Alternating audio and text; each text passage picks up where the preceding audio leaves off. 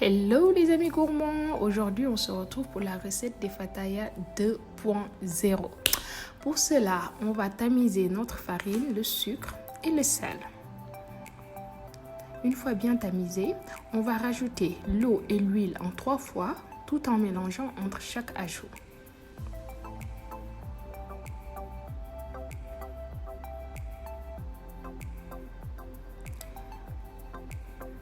Une fois qu'on a ajouté toute l'eau et l'huile, on va pétrir jusqu'à obtenir une boule bien homogène. On filme au contact et puis on laisse reposer une trentaine de minutes. C'est très important de laisser reposer la pâte. Et voilà, notre pâte numéro 1 est finie. On passe à la pâte numéro 2, qui est une pâte à base de farine et de beurre. Il faut juste mélanger la farine et le beurre jusqu'à ce que ça soit homogène, qu'on obtienne une pâte sablée, simple. C'est tout. Et puis après, on filme au contact et on laisse reposer aussi. Après 30 minutes, on va prendre notre pâte à base d'eau qu'on va diviser en 9 parts égales. Vous pouvez diviser en plus selon la taille de fataya voulu, mais moi j'ai voulu des grands fataya, donc j'ai divisé en 9 parts égales que j'ai boulé. Donc on obtient 9 boules. On filme pour éviter que ça déchèche et on met de côté. On fait pareil aussi avec la pâte à base de beurre et de farine. Après cela, on prend notre pâte numéro 1, on étale, on met la boule de pâte numéro 2, on referme bien. Il est très important de bien refermer pour avoir une belle feuilletage après. On ferme très bien et puis on boule la pâte et on met de côté le temps de terminer avec le reste de la pâte. On fait de même avec tout le reste des boules. Voilà. Après cela, on va procéder à l'étalage pour avoir les fataya. Donc on prend une boule dans laquelle c'est pâte à base d'eau, dans laquelle a été emprisonnée la pâte à base de beurre et de farine. On étale sur la longueur. Une fois bien étalé, on roule la pâte sur lui-même pour former un boudin. Après cela, on étale encore le boudin sur la longueur toujours. On étale bien pour avoir quelque chose de même épaisseur partout. C'est pas important que ça soit bien étalé sur les bords, il faut juste étaler en longueur. Après cela, quand on a un autre boudin, on divise en deux. Une fois divisé en deux, on va aplatir pour former notre fataya.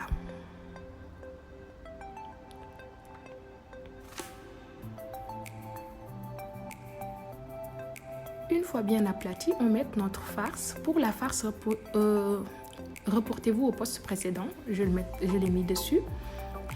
Et voilà, on ferme, on fait une pression et puis on retourne et voilà, ainsi de suite. Comme pour former une fataya, mais comme pour faire les empanadas. Voilà, c'est plutôt ça.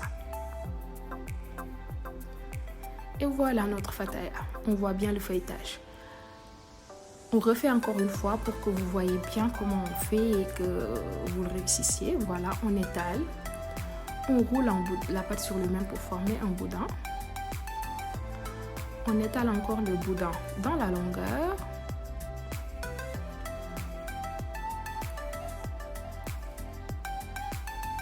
On roule la pâte encore sur lui-même pour former un boudin.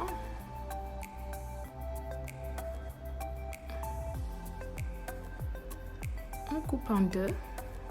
Là, vous voyez un close-up et vous voyez bien qu'il y a les spirales qui se forment et tout.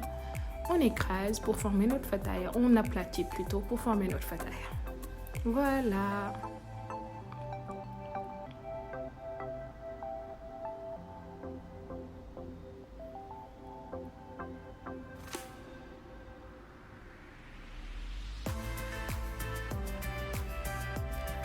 Les quantités que je vous ai données suffisent pour faire une vingtaine de gros fataya ou bien une trentaine voire 35 petits fataya. Voilà.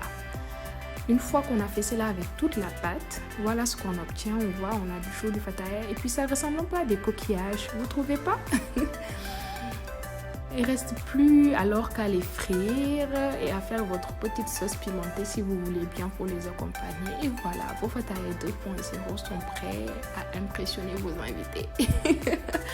J'espère que vous avez aimé la recette. Vraiment, elle est très bonne. Et puis surtout, c'est pas seulement visuel, mais le goût aussi est super bon, sérieusement. J'ai fait goûter à des amis, ils ont adoré. Donc voilà, j'espère que vous allez reproduire. Et le plus important, restez des gourmands.